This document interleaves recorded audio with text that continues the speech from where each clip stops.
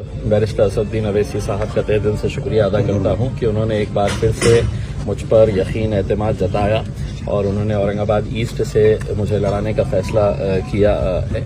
मैं औरंगाबाद की आवाम के ऊपर मुझे पूरा यकीन है कि मजलिस इत्तेहादुल मुस्लिमीन के लिए जो मोहब्बतें हमने पिछले 10 सालों से यहाँ की आवाम ने हम पर निछावर की है, जो यकीन और भरोसा हम पर जताया है, इंशाअल्लाह इस बार भी वो यकीन और भरोसा यहाँ की आवाम जताएगी। मजलिस में समझता हूँ कि अगर हैदराबाद के बाद सबसे मजबूत कहीं पर हुई है तो वो औरंगाबाद है और औरंगाबाद की आवाम ने हमेशा मजलिस का साथ दिया है।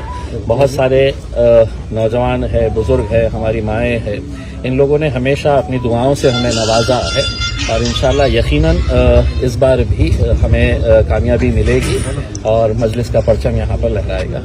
बीजेपी से भी उम्मीदवारी अतुल सावे की है करीबी, उस पर आपको कुछ नहीं कहेंगे साहब। राजनीतिक पार्टियां है, हर एक को लड़ने का इख्तियार है, जो जहां चाहे वहां पे जाके लड़ सकता है। मजलिस इत्तेहादुल मुस्लिमीन भी एक पॉलिटिकल पार्टी है, हम भी लड़ते हैं उसमें। सामने और कौन आ रहा है, हमको हर मुकाबला हम संजीदगी से लेते हैं। इस मुकाबले को भी हम पूरी आवाम, पूरे इत्तेहाद के साथ इंशाअल्लाह मजबूती के साथ लड़ेंगे। आपस में थोड़ी नाइत्तेफाकी है वो भी दूर करने का मामला। देखिए, यकीनन जो अपने होते हैं उन्हें ही नाराज होने का इख्तियार होता है और नेचुरल है कि जब एक पार्टी के अंदर बहुत सारे लोग काम करते हैं, बहुत सारों की ख्वाहिश होती है, तो किसी एक का जब फैसला होता है तो बड़ा नेचुरल सा है कि दूसरे जो हकदार है उनको थोड़ी नाराजगी होती है।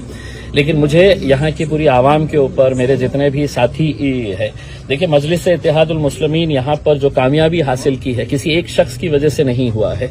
मेरे पास एक दीवानों की फौज है, जुनूनियों की फौज है यहाँ पर। हर पदाधिकारी, हर कार्यकर्ता उसमें नाराजगी थोड़े वक्त के लिए यकीनन रहेगी और रहनी भी चाहिए। जैसे हमारे पास जब नासिर सिद्दीकी का नाम आया तो समीर साजिद भी एक बहुत ही मजबूत दावेदार था और मैं आपको यकीन के साथ कहता हूं कि 10 सालों के अंदर अगर इम्तियाज जलील यहां से एमएलए का इलेक्शन लड़ा, एमपी का इलेक्शन लड़कर जीता और दूसरा इलेक्शन भी जो अभी मैं 2024 के अंदर हारा, मैंने एक मरतबा एक स्टेटमेंट दिया था कि एक सगा भाई भी इतनी मेहनत नहीं कर सकता है जितना समीर ने मेरे लिए की थी। लेकिन यकीनन वो भी एक स्ट्रांग दावेदार था और आगे एक अच्छा उसको भी इंसाफ दिया जाएगा। लेकिन मैं सिर्फ इस मौके के ऊपर यही कहना चाहूंगा कि हमारी पार्टी अपनी क़यादत उसी वक्त खड़े हो सकती है जब आप हर फैसले के ऊपर लब्बैक कहे करके इसमें। तो यकीनन समीर जो है वो मेरा छोटा भाई है, उसने हमेशा से मुझसे ये बात कहते हुए आया है कि मेरा यकीन, मेरा भरोसा जो है वो इम्तियाज जलील तुम्हारे ऊपर है करके इसमें।